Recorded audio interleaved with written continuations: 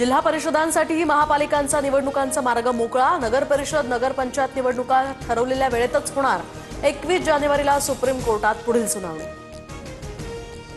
आरक्षणाची 50% मर्यादा ओलांडणाऱ्या स्थानिक स्वराज्य संस्थांमध्ये पुन्हा सोडत काढणार। सूत्रांची माहिती तर नव्यानं प्रक्रिया पूर्ण करण्यासाठी 15 दिवसांचा कालावधी लागण्याची सुद्धा शक्यता। नगर परिषद आणि नगरपंचायत निवडणुकीच्या प्रचाराची मुदत वाढवली। 2 तारखेला मतदान तर उमेदवारांना 1 तारखेच्या रात्री 10 वाजेपर्यंत प्रचार करता येणार।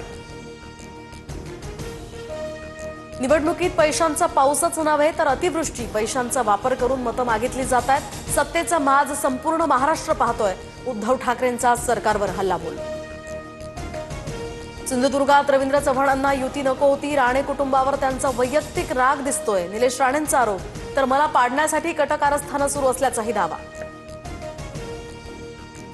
आम्ही सुखानं नांदतोय, आमच्यासोबत तुम्ही देखील सत्तेत या। उदय सामंतांकडून वडेट्टीवारांना शिवसेनेत येण्याची ऑफर।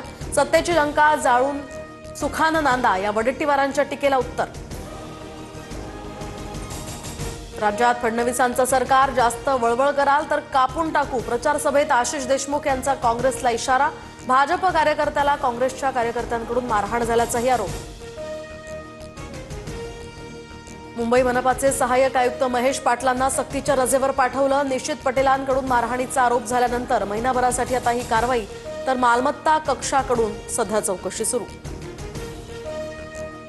सोलापूरच्या एसटी आगार प्रमुखांचं प्रताप सरनाईकांकडून निलंबन। कारवाईनंतरच डोळे उघडणार असतील तर कारवाई करावी लागेल।